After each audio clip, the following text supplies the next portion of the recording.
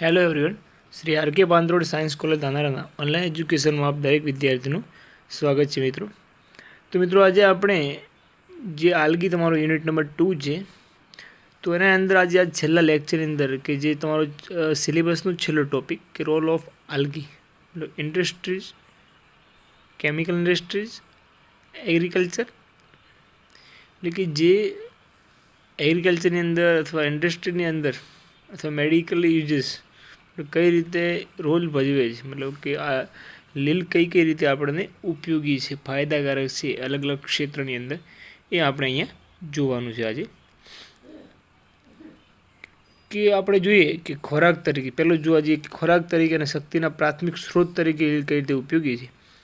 તો લીલ એ જલજ પરિસ્થિતિ માટે કાર્બનિક દ્રવ્યોના પ્રાથમિક ઉત્પાદકો છે, કારણ કે લીલ એ પ્રકાશ સંશ્લેષણ દરમિયાન કાર્બનિક દ્રવ્ય ઉત્પન્ન કરે અને જે જલજ વસવાટમાં વસતા પ્રાણીઓ લીલ પર સીધી કે આડકતરી રીતે ખોરાક પર નભતા હોય છે. આમ લીલ જલજ પોષક કડીનો પાયો રચે છે. વળી પ્રકાશ સંશ્લેષણથી ઉત્પન્ન થતો ઓક્સિજન જે જલીય સૃષ્ટિ માટે ફાયદાકારક છે. આમ લીલ પણ ઓક્સિજન દાતા પણ આપણે કહી શકીએ, કારણ કે પોતે પણ પ્રકાશ સ્વયંપોષી છે. એટલા માટે જેટલા બી વનસ્પતિ સ્વયંપોષી છે એ પોતાના જે શ્વાસ દરમિયાન ઓક્સિજન ઉત્પન્ન કરતો હોય છે.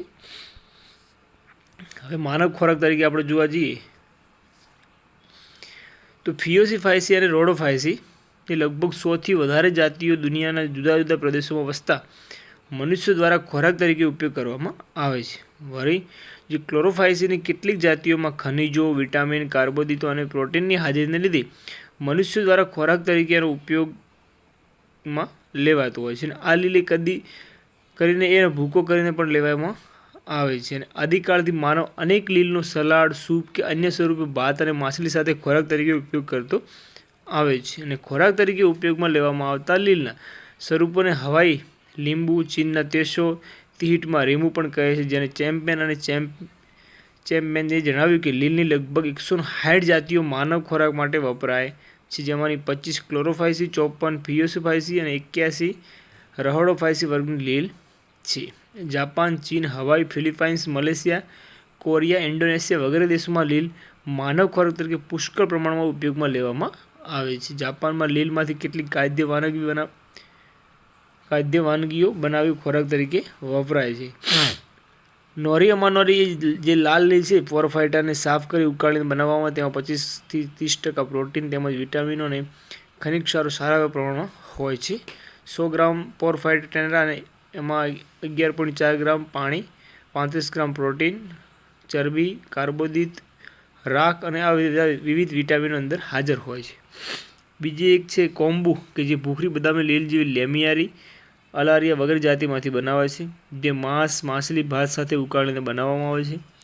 કોમ્બુનો ભૂકો સૂપ, સોસ, કઢી બનાવવા માટે પણ વપરાય છે. લાલ લીલ કોન્ટ્રાસ્ટ જે ઉત્તર અમેરિકા અને પશ્ચિમ યુરોપ માટે મોટાભાગે વપરાય છે, જેમાંથી બ્લેન્કીજીસ બનાવવામાં આવે છે, જેમાં લીલને સૂકવી તેમાંથી બનાવેલ ભૂકો કે દૂધ કે વેનીલા સાથે ફળ સાથે રાંધીને ખવાય છે. આયર્લેન્ડમાં લાલ લીલ અને જે રહોડોમિનિયા જે દિલ્હીસ કહે છે, જે કાજુને સૂકવીને ખવાય છે. તો સ્કોટલેન્ડમાં ડલ્સ અને જે આઇસલેન્ડમાં સોલ તરીકે વપરાય છે. જે ડલ્સ જે નારંગીની જેમ વિટામિન સી ધરાવે છે, અને સ્કોટલેન્ડ અને આયર્લેન્ડમાં સલાડ અને સૂપ તરીકે લીલ આલ્વા લેક્યુટા વપરાય છે. ગિગાટીના સ્કિટલેન્ડ અને કોન્ટ્રાસ્ક્રિપ્ટમાં જેમાં જિલેટિન યુક્ત કાર્બોદિત કારગી મળે જે પુલિડ તરીકે અને સ્ટેરિલાઇઝેશન આઈસ્ક્રીમમાં વપરાતી હોય છે. ચીલીની જે આદિજાતિ માનવ સમાજને જોવા જઈએ તો દૂર વિલાય એન્ટાર્કટિકા લીલ મોટા પ્રમાણમાં વપરાતી હોય છે. જે કોલરપ્પા રેસિમોઝા જે ફિલિપાઇન્સના ખોરાક તરીકે સ્ત્રોત તરીકે ઉછેરવામાં આવે છે. ભૂખ ઉત્તેજક તરીકે જરૂરી વિટામિન અને ખનિજોના સ્ત્રોત તરીકે લીલનું મૂલ્ય અનેરું છે. મીઠા પાણીની લીલના સ્વરૂપો પણ માનવ ખોરાક તરીકે વપરાય છે. લીલી લીલ ક્લોરેલા પૂરક ખોરાક તરીકે ભવિષ્યમાં વપરાય તેવી આશા છે, અને ઘણા દેશોમાં તેનો મોટાપાયે ઉછેર પણ શરૂ થઈ ગયો છે. તેને સૂકવીને બનાવેલા ભૂકામાંથી કેક, બિસ્કિટ બનાવવાનું પ્રાયોગિક ધોરણે કાર્ય ચાલુ છે. અને ક્લોરેલા લીલમાં 30% પ્રોટીન, 15% લિપિડ, 30% કાર્બોદિત અને 5% ક્ષારો હોય છે. ઉપરાંત તેમાં સારા પ્રમાણમાં વિટામિન્સ પણ હાજર હોય છે. હવે જાપાનની અંદર જે ક્લોરેલા એલિસ્પોસિયા ઇડિકા જે છે એને ચા સાથે સફળતાપૂર્વક વપરાવામાં આવે છે. નોનસ્ટોકની સ્થળજ જાતિ ચીન અને બ્રાઝિલમાં વપરાય છે. જે નોનસ્ટોક કોમ્યુનિને યુયુકો કહે છે, જે ખોરાક તરીકે પણ વપરાય છે. લીલી લીલ સિનેડેમસ અને નીલહરિત લીલ સ્પાયરુલિના પણ ખોરાક તરીકે ઉપયોગમાં લેવાય છે. સ્પાયરુલિના 60% થી વધારે પ્રોટીન દ્રવ્ય અંદર હાજર હોય છે. આમ જુદી જુદી દરિયાઈ અને મીઠા પાણીની લીલમાં પ્રોટીન, લિપિડ, કાર્બોદિત, વિટામિન્સ, અકાર્બનિક દ્રવ્યો જેવા કે આયોડિન વગેરે ધરાવે છે. તેથી તે ખોરાક તરીકે ઉપયોગમાં લેવામાં આવતું હોય છે. આમ છતાં આપણા પાચન માર્ગમાં યોગ્ય ઉત્સેચકોના અભાવે લીલના કેટલાક કાર્બોદિતનું પાચન આપણાથી થઈ શક્યું નથી. તે પણ એક મર્યાદા છે. હવે આપણે ઘાસચારા તરીકે જોવા જઈએ તો વિશ્વના કેટલાક દેશો જેવા કે Scotland, France, Norway, great Britain, America, New Zealand વગેરેમાં પાલતુ પ્રાણીઓના ખોરાક તરીકે બદામી કે ભૂખરી લીલની કેટલીક જાતિઓ વપરાય છે. જે પશુઓ, મરઘા, ભૂંડ વગેરે પાલતુ પ્રાણીઓના ખોરાક તરીકે ઔદ્યોગિક ઉત્પાદન કરવામાં લીલ વાપરવામાં આવે છે. પેવેટિયા જે લીલ છે 10% દૂધ ઉત્પાદન વધારે છે, તેમજ મરઘાના ઈંડાની જરદી, આયોડિન અને કેરોટીન દ્રવ્યમાં વધારો કરી શકાય છે. મેક્રોસિસ્ટિસની જાતિ જે વિટામિન એ અને ઈના સ્ત્રોત તરીકે પણ વપરાતી હોય છે. કોબાલ્ટના સ્ત્રોત તરીકે ઘાસના સ્થાને પશુઓને લીલ અપાય છે, જેમાં ઘાસ કરતાં લગભગ 10 ગણું કોબાલ્ટ વધુ હાજર છે. અહીંયા આપણે જોવા જઈએ કે અલગ અલગ દેશમાં કયા પશુને કઈ લીલ આપવામાં આવે છે. જે સ્કોટલેન્ડ છે ત્યાં ભૂંડ ને પેવેટિયા ઓસ્કોફાઇલમ છે, અને પશુને આપણે ખોરાક તરીકે જોવા જઈએ તો લેમિનારિયા અને ફ્યુકસ, અને બાળ પશુને જોવા જઈએ તો પેવેટિયા કેનાલિક્યુલેટ. પછી બીજો એક દેશ છે ફિનલેન્ડ, એના અંદર પશુમાં આપવામાં આવે છે લેમિનારિયા, બીજું છે અલારિયા. ફ્રાન્સની અંદર રહોડોમેનિયા, ચીનની અને હોંગકોંગની અંદર શુષ્ક સળસાસમ જે એક લીલની પ્રજાતિ છે જે આપવામાં આવે છે. આપણને ખ્યાલ છે કે નાઇટ્રોજનના સ્થાપનની અંદર કે નાઇટ્રોજનમાં આપણને ખ્યાલ છે કે જે 78% નાઇટ્રોજન જે વાતાવરણની અંદર તમને હાજર જોવા મળે છે એનું ડાયરેક્ટ સ્થાપન થઈ શકે છે. કે નાઇટ્રોજનના સ્થાપનમાં સામાન્ય નીલહરિત લીલનું મહત્વનું પ્રદાન છે. ગોત્ર કુકોકોલ્સ, નોસ્ટોકેલ્સ, સ્ટિમિનોકેમેટલ્સ અને વિવિધ પ્રજાતિઓ જે છે એ નાઇટ્રોજનનું સ્થાપનનું કાર્ય કરે છે. સિંઘના જણાવ્યા મુજબ આખા વિશ્વમાં નાઇટ્રોજનનું સરેરાશ તાપમાન લગભગ 700 મિલી/યર, જે પ્રકાશ સંશ્લેષિત નાઇટ્રોજન સ્થાપક લીલને મહદઅંશે આભારી છે. કે મોસ્ટ ઓફ આ લીલના કારણે એનું નાઇટ્રોજનનું સ્થાપન થાય છે. આ કાર્યમાં અભિકોષ મહત્વનો ભાગ ભજવે છે. નાઇટ્રોજનના સ્થાપન માટે જરૂરી એટીપી ઉત્પાદન માટે પાયરુવેટ અને એસિટાઇલ ફોસ્ફેટ સંકળાયેલા છે, જે નાઇટ્રોજનના સ્થાપનમાં NIR દ્વારા નિયંત્રિત થાય છે. હવે આપણે મત્સ્ય ઉદ્યોગની વાત કરીએ કે મત્સ્ય ઉદ્યોગમાં કેટલીક માછલીઓ તંતુમય લીલનો ખોરાક તરીકે ઉપયોગ કરે છે. તિલાપિયા મોઝિમ્બિકા નામની માછલી માટે સિનેડેપ્સ લીલી લીલ ખોરાક તરીકે ઉપયોગમાં લેવાય છે, જ્યારે સર્જન માછલી જેબ્રોસોમા પ્લેસવેન્ટ ખોરાક તરીકે લાલ લીલ અમાનિયા ગ્લોમેરેટેટ અને ભૂખરી બદામી લીલ જે એક્ટોકાર્પસનો ઉપયોગ કરે છે, અને મીઠા પાણીની લીલની પ્રજાતિ જેવી કે ઉડોગોનિયમ, માઇક્રોસ્પોરા, યુલોથ્રિક્સ, પાયરોગાયરા, ક્લોરોફાયડા, પિથોફોરા, ડાયટમ્સ વગેરે માછલીના ખોરાક તરીકે વપરાય છે. નીલહરિત લીલ લિંગમ્બાની જાતિની ફિલિપાઇન્સ ટાપુના માછલી ઉછેર દરમિયાન બાળ ખાદ્ય પદાર્થ તરીકે ઉપયોગમાં આવે છે. આ માછલીઓ 3 માસ બાદ ક્લેડોફોરા અને કિટોફોરા લીલ ધરાવતા તળાવમાં રાખવામાં આવે છે. વળી કેટલાક મહિના બાદ આ માછલીઓને એન્ટેગોમાફા લીલ ધરાવતા તળાવમાં રાખવામાં આવે છે, અને મત્સ્ય ઉછેરમાં લીલની હાજરી CO2 એટલે કે કાર્બન ડાયોક્સાઇડના વપરાશને લીધે પ્રકાશ સંશ્લેષણને અંતે પ્રાપ્ત થતો ઓક્સિજન જે માછલીને સક્રિય જીવન બક્ષે છે. આમ લીલને લીધે CO2 દૂર થાય છે અને O2 મુક્ત થાય છે. હવે આપણે જમીનની ફળદ્રુપતા સુધારવા અને જમીન સુધારણા માટે વાત કરી કે લીલ કઈ રીતે આપણને ઉપયોગી છે. તો કે જે ભેજવાળી કે ભીની જમીનની સપાટી પર લીલની વિવિધ જાતિઓ જેવી કે નોનસ્ટોક, માઇક્રોકોલિયસ, સાયટોનિમા, એપ્નોથિસ, અલાઉસીરા, સિલિયોડ્રોસ્પમ,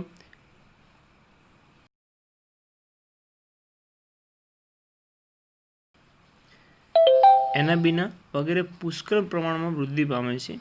આમાંની કેટલીક લીલ નાઇટ્રોજન સ્થાપનમાં ભાગ લે છે, જેથી જમીનની ફળદ્રુપતામાં વધારો થાય છે. લીલની ફરતે રહેલા શ્લેષ્મીય આવરણને લીધે જમીનના કણ બંધાય છે અને જમીન ધોવાણ અટકે છે. વળી શ્લેષ્મ જમીનમાંથી બાષ્પીભવન પાણી દૂર થતું અટકાવે છે. ખારાશવાળી જમીનથી સપાટી વરસાદની ઋતુમાં એનાબીના સાયટોનીમા અને નોનસ્ટોક જાડા પર જે રૂપે વિકાસ પામે છે, જેથી જમીનનું નવસાધ્ય બને. નવસાધ્ય એટલે કે સુધારણા થાય. બરાબર, કે આ જમીનમાં ડાંગર વાવવાનું શક્ય બને છે. લીલને લીધે જમીનની જે જલધારણ શક્તિ છે લગભગ 40% જેટલી વધે છે અને 9.7 pH ઘટીને 7.6 pH સુધી થઈ શકે. એટલે આપણે pH પણ એનું ઘટાડી શકીએ છીએ. જમીન પર નોનસ્ટોક કોમ્બીની વૃદ્ધિ થવાથી જમીનની નાઇટ્રોજનનું પ્રમાણ વધે છે. ક્રાકાટાઉ ટાપુમાં જ્વાળામુખી ફાટ્યા બાદની જમીન પર પ્લેટિનોમાં ડાલ્ટોમેટા અને હાયલેલા જેવી નીલહરિત લીલની પ્રજાતિ સૌપ્રથમ દેખાઈ દીધી હતી. હવે આનો આપણે ખાતર તરીકે ઉપયોગ જોઈએ કે અમેરિકાની અંદર દરિયાઈ લીલ તેના પોટેશિયમ એટલે કે એના અંદર પ્રમાણને લીધે ખાતર તરીકે ઉપયોગમાં લેવામાં આવે છે. અને બ્રિટનમાં કેટલાક ભાગો અને ઉત્તર પશ્ચિમ ફ્રાન્સના દરિયાકાંઠાના વિસ્તારોમાં પણ લીલ ખાતર તરીકે પુષ્કળ પ્રમાણમાં વપરાય છે. અને આ લીલની વૃદ્ધિથી જમીનમાં જે રાસાયણિક ઘટકો ઉમેરાય છે તેવું નથી, પરંતુ એના ઉપર જે જમીનની જે જલધારણ શક્તિ છે એ પણ વધતી હોય છે. હવે દરિયાઈ લીલ પુષ્કળ માત્રામાં પોટેશિયમ ધરાવે છે, પરંતુ નાઇટ્રોજન અને ફોસ્ફરસ અપૂરતા પ્રમાણમાં હોય છે, છતાં પણ તે કમ્પોસ્ટ ખાતર તરીકે વાપરી શકાય છે. ભારતમાં પામ ટ્રીની ફરતે ટર્બિનારિયા લીલ ઉગાડવામાં આવે છે, જેના તરીકે એનું ખાતર તરીકે ઇનડાયરેક્ટલી ઉપયોગ થઈ પોતાના જલધારણ શક્તિ પણ વધી શકે. હવે આને આપણે સુશોભન માટે વાપરીએ તો જમીનની સપાટી પર અમુક લીલની પુષ્કળ માત્રામાં વૃદ્ધિ થવાથી જમીન સુંદર ચોક્કસ રંગ ધારણ કરે છે. ધારો કે જોઈએ ટેન્ટફોલિયાની વૃદ્ધિ થવાથી જમીન લાલ રંગ, જ્યારે વાઉકેરિયાની વૃદ્ધિ થવાથી પોપટ જેવો લીલો રંગ જમીન ધારણ કરે છે, જે ખૂબ જ સરસ લાગે છે.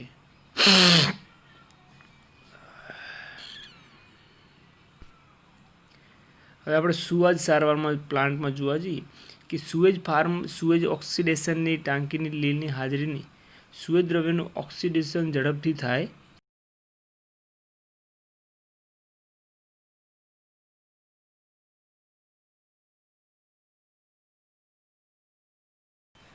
કારણ કે લીલ દ્વારા ઉત્પન્ન થયેલ જે ઓક્સિજન બેક્ટેરિયા દ્વારા વપરાતા સુએજ વિઘટનની ક્રિયાથી ઝડપથી થાય છે. અને સુએજ ફાર્મમાં વપરાતી લીલની પ્રજાતિઓ ક્લોરેલા, સિનેડેમ્સ, પેડિએસ્ટ્રમ, માઇક્રોએક્ટિનિયમ, યુગ્લિના વગેરે છે. અને આ લીલની હાજરીમાં સુએજ પાણી ચોખ્ખું અને વપરાશ લાયક અને પાણી લાયક બને છે. હવે સંશોધન માટે દ્રવ્ય તરીકે જો વાત કરીએ આપણે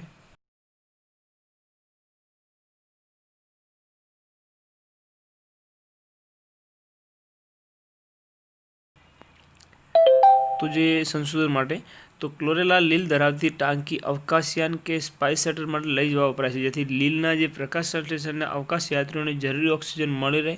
અને જે ક્લેમિડોમોનાસ અને ક્લોરેલા એસિટાબ્યુલારિયા વગેરે લીલ દેહધર્મવિદ્યા, કોષવિદ્યા, જનનવિદ્યાના પ્રયોગોમાં ખૂબ જ ઉપયોગી છે, જે નાઇટેલ્લાની જાતિઓમાં કોષરસ ભ્રમણના અભ્યાસ માટે વપરાય છે. હવે આપણે આની મેડિકલ લાઇનમાં જોવા જઈએ કે ભાઈ કઈ કઈ જગ્યાનો ઉપયોગ થાય છે, તો જે કફીઓફાઇસી વર્ગના લીલમાં આયોડિનનું પ્રમાણ ઊંચું હોવાથી વિવિધ ગોઇટર સારવાર માટે વપરાય છે. પાલકોટા નામની દવા જે લેમિનારિયા લીલના સભ્યો અને પ્રજાતિઓ જે સરગાસમમાંથી બનાવવામાં આવે છે, જે ગોઇટર અને અન્ય ગ્રંથિના દર્દીઓ માટે વપરાય છે. લેમિનારિયાલ્સ ફૂલી જવાને ગુણને કારણે પ્રસૂતિ સમયે યોનિ માર્ગની ગ્રીવાનું વિસ્તરણ માટે અપાય છે.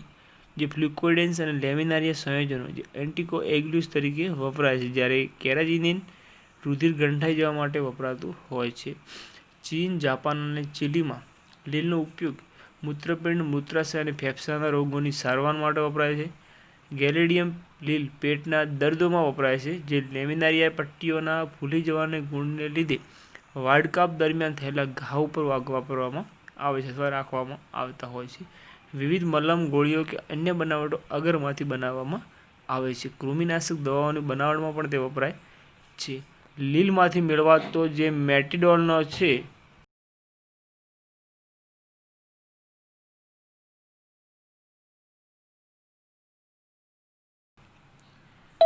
જે એસિટાબ્યુલર મેજર અને મૂત્રપિંડ અને મૂત્રાશયના દર્દો પર વપરાય છે. હોંગકોંગમાં અલ્વા લીલ વિવિધ ગ્રંથિઓના સારવારમાં ઉપયોગમાં લેવાય છે. એન્ટીબાયોટિક ક્લોરેલિન એ ક્લોરેલા વલ્ગારિસમાંથી મેળવવામાં આવે છે, જે કેટલાક બેક્ટેરિયાના વૃદ્ધિ અવરોધે છે. અને રહોડોમાલ્સ લેરિક્સ, જે એસ્કોફાયલમ, નોડોસમ પેવેટિયા વગેરે પણ એન્ટીબાયોટિક ગુણધર્મ ધરાવે છે. જે ઇસ્કેરિસિયા કોલાઈ જીવાણુની વૃદ્ધિ ડાયપ્ટમ્સ નિજપેલિયા દ્વારા અવરોધાય છે. અને સ્ટેફાઇલોકોક્સ જીવાણુની વૃદ્ધિ માઇક્રોસિસ્ટિડ લીલ દ્વારા અવરોધવામાં આવતી હોય છે. હવે આપણે વૃદ્ધિપ્રેરક રસાયણના સ્ત્રોત તરીકે જોવા જઈએ તો સિયોનોફાયસિન લીલ ફોર્મેડિયમ ટેન્યુનની સારવાર બીજને આપ્યા બાદ બીજ વાવવાથી શાખાઓની સંખ્યા અને છોડની ઊંચાઈ વધે છે, તેમજ ડાંગરનું ઉત્પાદન પણ ઘણું વધે છે. વળી છોડના પ્રોટીન દ્રવ્યમાં પણ વધારો થાય.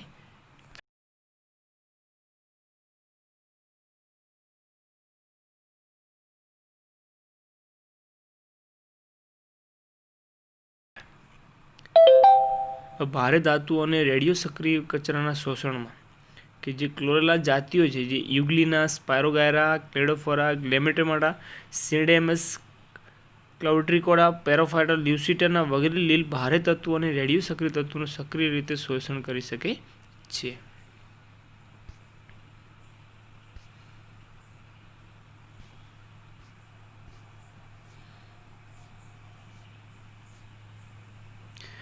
આપણે ઉદ્યોગોની વાત કરીએ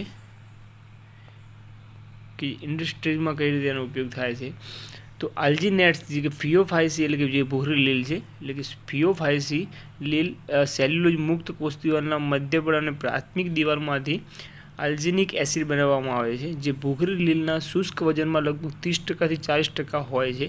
લેમિનારિયા, મેક્રોસિસ્ટિસ, ફ્યુકસ, લોસોનિયા, એસ્ટોફાયલમ વગેરે જાતિઓમાંથી મેળવવામાં આવે છે. ભારતમાં સરગાસમ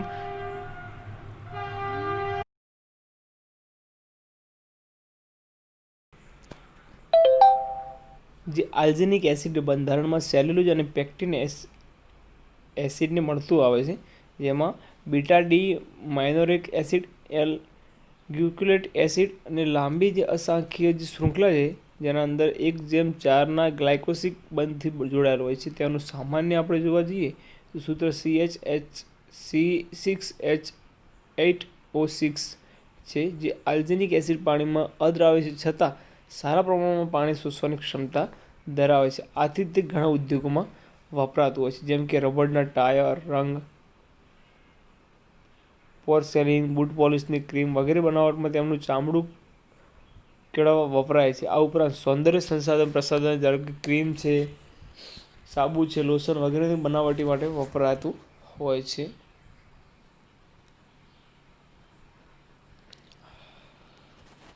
તે આલ્જિનિક એસિડ સારો એવો જેલી પદાર્થ હોવાથી તે આઈસ્ક્રીમની બનાવટમાં, ખાદ્ય પદાર્થને વધારે સમય જાળવી રાખવામાં તેમજ ઠંડા પીણાની બનાવટમાં સ્ટેબિલાઇઝર તરીકે ઉપયોગી છે. આલ્જિનિક એસિડ દ્રવ્ય કેલ્શિયમ અને સોડિયમ ક્ષારને આલ્જિનેટ્સ કહે છે, જે સોડિયમ આલ્જિનેટ પાણીમાં દ્રાવ્ય છે, જ્યારે આલ્જિનિક એસિડ જે કેલ્શિયમ આલ્જિનેટ પાણી તેમજ મોટા ભાગના કાર્બનિક દ્રાવકમાં અદ્રાવ્ય હોય છે. જે આલ્જિનેટ્સનો ઉપયોગ જે આપણે જોવા જઈએ તો રબર ટાયરના ઉદ્યોગમાં, આઈસ્ક્રીમ અને પ્લાસ્ટિકના સાધનોની બનાવટમાં વૃદ્ધિને વહી જતું અટકાવવા વપરાય છે. આલ્જિનિક એસિડનો સોડિયમ ક્ષાર કાપડ ઉદ્યોગમાં વપરાય છે, જે પોલિશ અને ડ્રેસિંગ દ્રવ્ય તરીકે પણ વપરાતું હોય છે. આલ્જિનેટ્સ ખાદ્ય ઉદ્યોગમાં પણ વપરાય છે, કે જે કોસ્મેટિક ઉદ્યોગમાં મલમ, ક્રીમ, ટૂથપેસ્ટ, શેમ્પૂ કે ડિસ્પેન્સિંગ ઘટક તરીકે વપરાય છે. રંગ ઉદ્યોગમાં રંગકોના અવલંબન માટે, આલંબિત સ્થિરીકરણ માટે, ફાર્માસ્યુટિકલ મતલબ કે જે દવા ઉદ્યોગમાં જે ટીકડીઓ, મલમ અને દાંતના ચોકઠાની બનાવટમાં એક ઘટક તરીકે ઉપયોગમાં લેવાય છે. બેરિયમ આલ્જિનેટ અને ક્રોમિયમ આલ્કેનના તાંતણામાંથી બનાવેલ કૃત્રિમ કાપડ જે અગ્નિરક્ષક તરીકે કાર્ય કરે છે, તેમજ બીજા રસાયણો સામે પણ તે બિનઅસરકારક છે.